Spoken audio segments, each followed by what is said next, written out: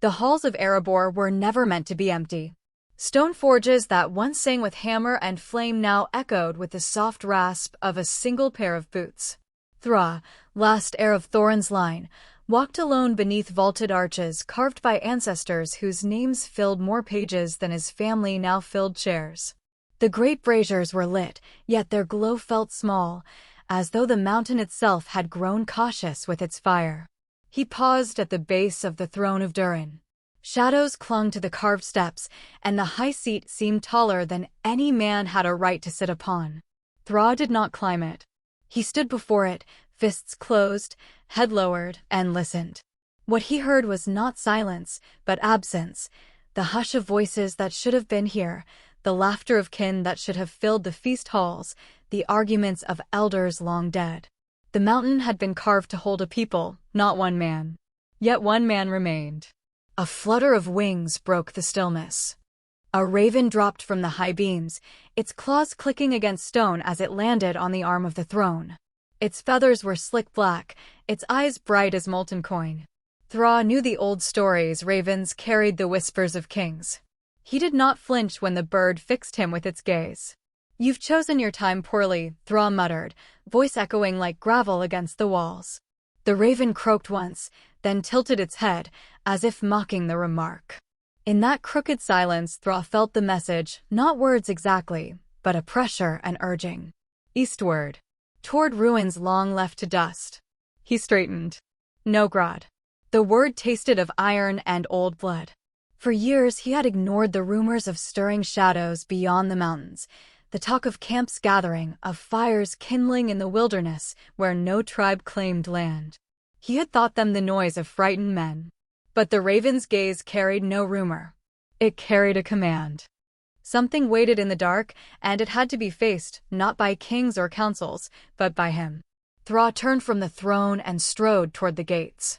As he passed the forges, the few smiths still at work fell silent. They watched him but did not speak. He had no answers to give them, only the burden in his chest. At the great gate he stopped. The night outside pressed against the stone like a tide against a cliff. He looked back once, letting his eyes trace the runes etched into the walls, every line a history, every mark a reminder that he was not supposed to stand here alone. His grandfather's voice rose in memory, "We are only stone as long as we stand together." But there was no together anymore. There was only him. He drew his cloak tighter and stepped into the night. The wind outside bit sharp. It carried the scent of pine, frost, and something else, an acrid tang, like smoke that had traveled far. Thra lifted his eyes to the horizon. Clouds were banked low, bruised purple, moving with a purpose that felt unnatural. His hand brushed the haft of his traveling axe. Not the relic he sought, but the familiar weight of a tool-turned weapon. Its presence steadied him. In the dark he whispered, "If the shadow returns, it will not find us unready." But, even as he said it, doubt gnawed. Was he not already too late? Could one dwarf stand in the place of a people? Could legacy be shield enough against the tide? The raven circled above once, twice, then vanished eastward, a scrap of night swallowed by greater night. Thra followed. His boots struck the frozen ground with the sound of inevitability. The mountain watched him go, its windows like eyes half-lidded with sorrow. Behind him, Erebor sank back into its uneasy silence. Ahead, the wild stretched vast, cold, listening. And in that listening silence, Thra began the walk that would decide whether his people's song ended in mourning or in flame. The first days east of Erebor were stone and silence. Thra moved as dwarves always have, measured, stubborn, unbending against cold winds. The forest paths were narrow, the river swollen, and each dawn came pale as bone. Yet the raven's memory pulled him onward, eastward, into lands where few dwarves still dared to tread. On the fifth night, the forest changed. The trees grew close, their branches knitted into a roof that strangled the moonlight. The ground smelled of rot, though no rain had fallen. Twice Thra thought he saw eyes shining in the dark. When he raised his axe, there was nothing, only a rustling, as if the wood itself had shifted to watch him. That was when the arrow came. It hissed through the dark and thudded into a tree trunk not 3 paces from his head. Thra spun, crouched low, axe ready. A figure dropped from the branches, cloak gray, bow strung, movements precise as a knife through silk. An elf. You walk loudly for one carrying such silence, the stranger said, voice cool but curious. Thra's beard bristled. And you loose arrows at travelers without asking their names? The elf gave the faintest smile. The forest is no longer safe to trust at a glance. My name is Ellerin, and I have been following the corruption spreading here. You are no bandit, nor orc. That makes you the only honest company I have seen in many days. Thra lowered his axe, though his eyes stayed hard. I need no company. Perhaps, Ellerin said, stepping closer, but the road ahead does. For 3 days they traveled together, uneasily at first. Dwarf and elf shared fire, but little talk, each measuring the other's silences. Yet when the ground grew strange, roots blackened, streams sour with ash, it was Ellerin's keen eye that found safe crossings, and Thra's strong arm that split a path where the thickets grew too cruel. On the 7th night, as they camped near a broken watchtower, a sound of hurried feet stirred them from half-sleep. A youth stumbled from the dark, bow slung awkwardly across his back, breath ragged with fear. He raised both hands before either weapon could fall upon him. My name is Eldarion, he said quickly, voice catching. I've followed tracks, men, or things wearing the shape of men. They hunt. And now they hunt you.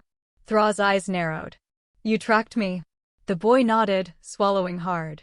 I heard of a dwarf who walks alone. My father fought at Dale under King Dane's banner. He said the last of Thorin's blood still lived. If that's true, then your road is not only yours. Silence fell heavy. Ellerin watched Thra with quiet expectation. Thra scowled, but in his chest the words struck deep. The last of Thorin's blood. It was not a mantle he had asked for, yet even the young spoke of it as if it were a torch he must carry. You'll slow us, Thra muttered at last. Better slowed by 3 than ended by shadows, Eldarion replied, his voice steadier now. Against instinct, Thra allowed it. 3 travelers set out at dawn, the dwarf whose name weighed too much, the elf whose arrows bent silence into warning, and the boy whose courage was still untested. The land itself grew more hostile. Hills once green showed scorch marks where no fire should have reached. They passed a glade where every tree leaned outward from its center, as though recoiling from something buried beneath. Once, in the distance, they heard a horn blow, deep, mournful, not belonging to any mortal army. The echo clung to them for hours. At night, around thin fires, they spoke more. Ellerin told of ruins glimpsed in the greenwood, where walls bled with a red moss no elf could name. Eldarion, eager but uncertain, asked questions that weighed more than they seemed. What makes a king worth following? What makes a weapon worthy of legend? Thra answered little. He polished his axe, adjusted his boots, and stared into the flames. Yet within, he felt the questions sharpen against the ache he carried. Was he a king? Or merely the echo of one? Could a relic save what a bloodline could not? One night, when both companions slept, Thra rose and walked to the edge of the camp. The raven was there, perched on a low branch, black feathers wet with starlight. Its eyes locked with his, and he felt the pressure again eastward, always eastward. Do you mock me, Thra whispered, or guide me? The raven only spread its wings and vanished into the dark. Behind him, the boy stirred in his sleep. The elf shifted silently, hand on bow. And Thra, last dwarf of Erebor, felt the road stretching longer than his strength, and the shadow waiting larger than his name.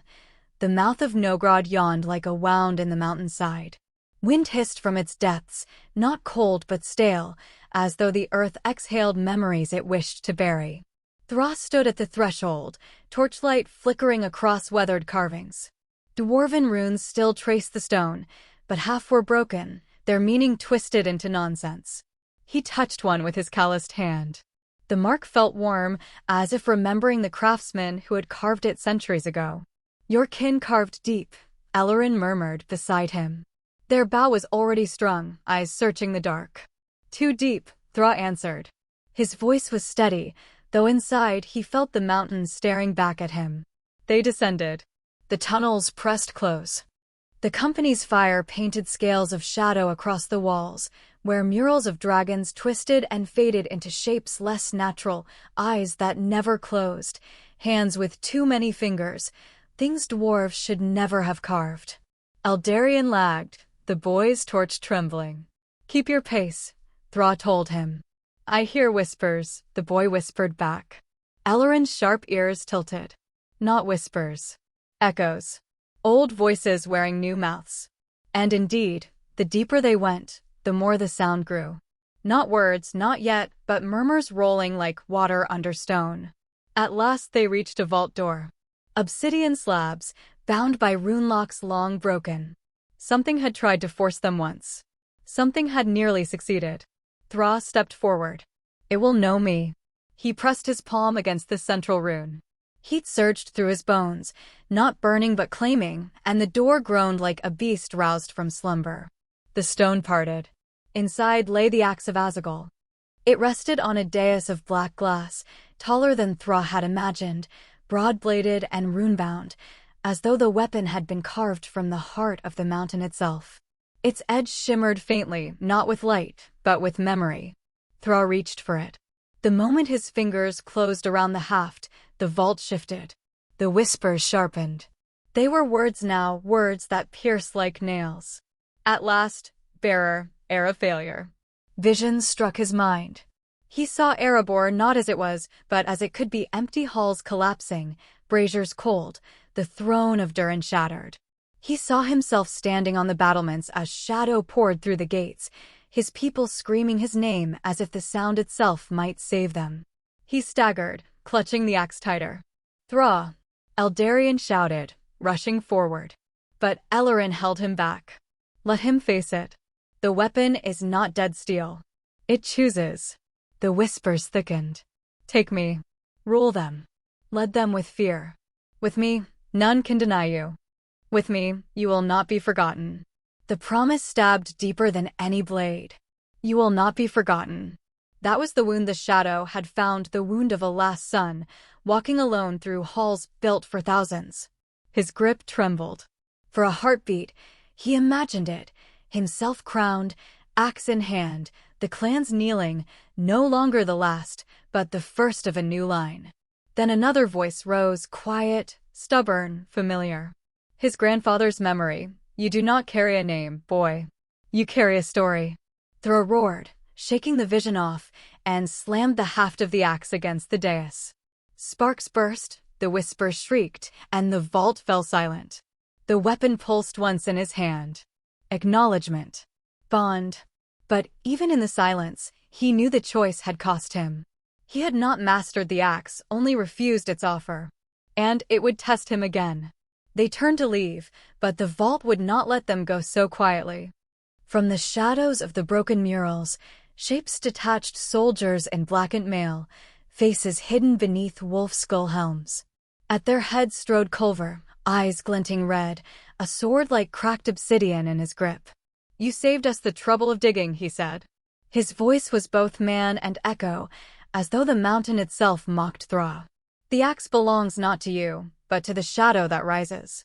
Behind him, the whispers returned, louder now, free of walls, carried on the air itself. Eldarion drew his bow. Elrond raised their blade. Thra lifted the axe, its weight both burden and anchor. But in his heart, a truth carved itself deeper. The relic was not salvation. It was a doorway. And by claiming it, he had already been seen by something vast, waiting and hungry. The first clash in the vault was not a battle, but a storm. Steel rang, arrows whistled, sparks rained from stone as Thra, Elrond, and Eldarion broke through the black-helmed ranks. The axe of Azagal cut wider arcs than his arm should have allowed, yet with every swing, Thra felt the whispers press deeper, urging him to strike not for defense, but dominion. More, harder, let them kneel. He shoved the voice down, gritting his teeth. "Out," he barked, forcing the companions toward the tunnel mouth. They ran. Behind them, Culver's voice followed like the scrape of chains. "You cannot hide from what you carry. The shadow has marked you." The tunnels twisted into labyrinth. The company moved fast, torches flaring, but their pursuers were tireless. Each passage they took, they found another blocked by rubble or bent with unnatural angles. Once, they emerged into a cavern bridged by a single span of stone. Beneath, a chasm opened into nothingness, black and bottomless. "They'll have us cornered here," Ellorin warned, loosing an arrow into the dark. It vanished without sound. "Then we cross," Thra said, setting foot first on the bridge. The axe weighed heavy at his side, its runes faintly glowing. Every step, he felt the stone beneath him tremble, as if resenting his burden. Halfway across, the whispers returned. Louder. Sharper. "Cast them off. They will fail you. Alone you will not fall. Alone you will rise." His vision swam. He saw Eldarion stumbling at the rear, the elf drawing bow again and again, his own body pressed against the edge. And for a heartbeat, he believed it. They slowed him. He could move faster without them. The thought burned him. He clenched the haft of the axe until his knuckles cracked, forcing his boots forward. "Not now," he growled to no one. Behind them, horns sounded. The black-helmed soldiers poured into the cavern. Culver stepped onto the bridge, his blade humming like a hive of bees. "Run!" Thra shouted. They did. Arrows hissed around them, stones splintering. Ellorin fired back, arrow finding one helm's eye slit. Eldarion hauled at Thra's arm when he faltered. Together, breath ragged, they reached the far side. Thra swung the axe once, striking the base of the bridge. Stone cracked, groaned, and then fell, the span shattering into the abyss. The pursuers howled, their cries swallowed by the chasm's hunger. Only Culver remained, standing on the far ledge, his eyes twin coals. He raised his blade in a promise, not a threat. Then he vanished into the dark. They pressed onward, lungs burning. At last they found an exit, a shaft leading upward into the night. They climbed until their fingers bled, until stars greeted them like cold witnesses. The three collapsed on the grass beyond the mountain. For a time, none spoke. Only the raven circled above, silent as a shadow. At last, Eldarion broke it. "You nearly left us," he whispered. Thra's jaw tightened. "I did not." "But you thought it," the boy pressed. "I saw your eyes." Ellorin watched, silent, unreadable. Thra rose slowly, the axe gleaming faintly in his grip. "I carry a burden you cannot measure. Its weight tests every step. You think me weak because I falter? You think me cruel because I imagine." He stopped himself, voice breaking. He turned away. The silence that followed was heavier than accusation. By dawn they moved again, eastward still. But something had changed between them. Eldarion no longer walked at Thra's side. He drifted closer to Ellorin, as if the elf's presence steadied him more than the dwarf's. Thra felt it like a crack in stone. He wanted to call the boy back, to speak of loyalty and blood and oaths. But what right did he have? What had he proven, save that even the last dwarf of Erebor could be tempted to abandon those who trusted him? That night, as the others slept, Thra sat apart, the axe across his knees. The whispers had gone quiet, but in their absence he felt no relief. Only anticipation, as if they were waiting for him to stumble again. The raven landed beside him, eyes bright. "What do you want of me?" Thra hissed. "Am I to lead? Am I to die? Tell me why I walk this cursed road alone." The bird said nothing, only stared.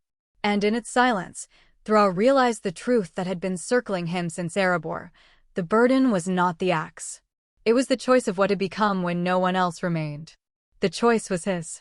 But in the east, the horizon glowed faintly red, as if a great fire licked the sky. And he feared that by the time he chose, the world would already be burning. They saw the smoke long before they saw the fires. The three companions crested a ridge, and below them the valley boiled red.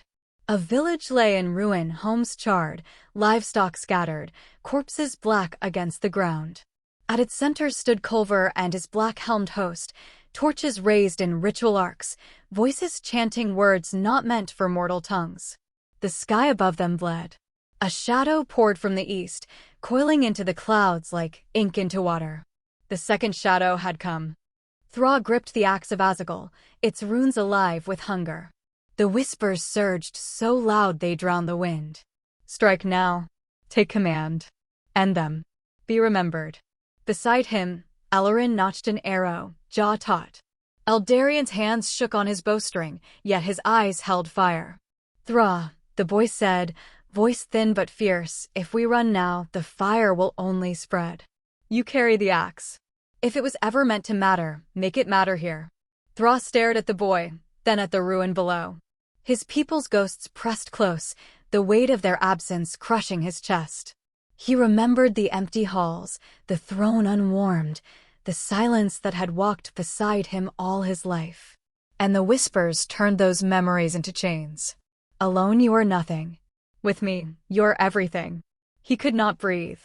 They descended into the valley like sparks falling into flame. The battle met them at once, helmed warriors surging from the smoke, blades shrieking. Elorinn moved like shadow, each arrow finding a throat, each strike of their blade clean and sure. Eldarien fought wild, raw, the fear in him honed into desperate courage. And Thra roared like the mountain itself. The Axe of Azagal split helm and bone alike, carving arcs of red fire in the smoke. Each strike fed the whispers, and each whisper fed the strike. Power coursed through him, intoxicating, terrible. He was not merely fighting, he was dominating. Yes, they kneel, they fear, they remember. But memory twisted. In the swing of the axe, he saw his kin bowing not in honor, but in chains. He saw himself not as king, but tyrant, a shadow crowned in stone halls where laughter had been. No, he bellowed, staggering, forcing the weapon down. His vision blurred. The whispers clawed. And then Culver was there. The black-helmed captain strode through the fire, blade humming, eyes red with borrowed night. His voice was not his own but layered, filled with the cadence of the shadow behind him. You are already ours, dwarf. The axe carries you, not the other way. Their blades met with a scream of steel that rattled the earth. Sparks burst, fire hissed, the weight of two legacies colliding. Thra felt his knees buckle. The whispers howled, kill him. Take his place. Rule his army. Let them call you king. For a heartbeat, he wavered. Then Eldarien's cry cut through the din. Thra, you are not alone. The boy's voice was raw, desperate. It tore through the whispers like a crack in glass. Elorinn's arrows rained past him, a shield of precision. Companions real, breathing, flawed, alive. Not visions, not shadows. The mountain had told him once, we are only stone as long as we stand together. Thra roared, not in hunger but in defiance, and shifted his grip. Instead of cleaving to kill, he drove the axe into the earth. The ground split. Fire surged from the crack, swallowing the chance, toppling helmed soldiers into the rift.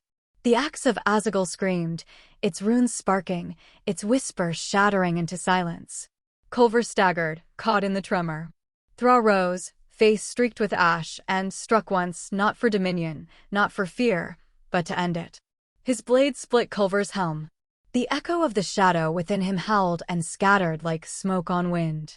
When silence fell, only the crack in the earth remained, glowing faintly with dying fire. Thra fell to his knees beside it. The axe lay across his lap, heavy, its runes dim. He had won, yet his heart felt carved hollow. For he knew the truth. He had not destroyed the shadow. He had only drawn its gaze. And in that gaze, he felt what no dwarf should ever feel. He felt small. Elorinn and Eldarien came to his side.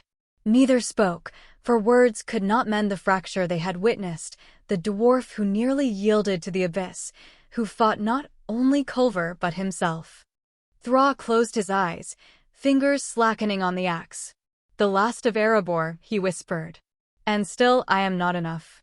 Above them, the raven circled once, then vanished eastward, as if already knowing the shadow's path. The battle was over. The war had only begun, the valley stank of ash and blood. Smoke curled like dying serpents, rising into a sky too pale for the ruin below. The battlefield lay scattered with black helms, their visors cracked, their voices silenced. Yet no dwarf songs rose in victory. Only the wind sang, hollow through broken beams and shattered walls. Thra sat among the wreckage, the Axe of Azagal across his knees. Its runes had gone dim, but he felt them thrumming still, like a beast sleeping with one eye open. The weight of it pulled his shoulders low, heavier than the mountain itself. Ellorin bound Eldarian's arm, the boy pale from a shallow cut that bled more from shock than wound. When they finished, the elf approached Thra and crouched before him. "You broke them," Ellorin said. Their tone was even, but not gentle. "But you are breaking with it." Thra's mouth opened, but no words came. What could he say? That he had felt himself slipping into a tyrant's shadow? That in his heart, he had wanted the fear, the kneeling, the crown of ash? He looked instead at Eldarian, the boy watching him with eyes too old for his years. "You called me back," Thra said at last. His voice was rough, raw. "Had you not, you would have still chosen," Eldarian interrupted, surprising both of them. "Because you wanted to. Not for power. For us." The boy's certainty struck him harder than any blade. Thra bowed his head, and for the first time since leaving Erebor, his shoulders shook. By morning, they buried the dead villagers. It was a silent labor, grim and slow, but necessary. Thra dug deeper than the others, his arms aching, as though each shovelful of earth was penance. When the last cairn was raised, he set a single runestone at its head, carving words with the edge of his axe. "Here lies not defeat, but witness." He left the stone unpolished. Let the shadows see it, and no dwarves did not fall quietly. At twilight, the raven returned. It perched on a charred beam, feathers glinting like oil, eyes bright as molten silver. This time, Thra felt no guidance in its gaze, no pressure urging him east or west. Only a reflection, as if the bird held a mirror to his own heart. "You would have me go on," Thra whispered. "Carry this curse until it swallows me whole." He lifted the axe, runes pulsing faintly, then slammed it into the earth. The ground shuddered. Stone closed around the haft, swallowing it halfway, as if the mountain itself reclaimed its child. "I will not let it rule me," Thra said. "Not while I breathe." The raven croaked once, then took flight, vanishing into the reddening sky. That night, by the embers of their fire, Thra spoke of Erebor. Of the halls of gold, the anvil songs, the laughter of kin now gone. He spoke as if reciting from memory, but his voice softened, as though each word was a thread weaving the silence into something less empty. Eldarian listened, wide-eyed. Ellorin's gaze stayed steady, but their hand rested briefly on Thra's shoulder. And in that moment, the last dwarf of Erebor was not alone. When dawn broke, they set out once more. Eastward still, for the shadow's reach grew longer every day. None spoke of how thin their strength ran, or how close the abyss had come to claiming them. At the ridge, Thra paused and looked back. The valley lay quiet now, smoke thinned into the sky, cairns standing like silent sentinels. For a heartbeat, he imagined the voices of his kin rising from the mountain, not as whispers of failure, but as a chorus of defiance. He touched the scarred haft of his axe, now dull, and whispered into the wind, "I am the last." But not the end. The wind carried his words eastward, as if delivering them into the waiting dark. And somewhere beyond the horizon, in a tower that never slept, a great eye stirred. Its gaze turned west, drawn by the spark of defiance that had dared to resist. The shadow had heard him. The second coming had begun.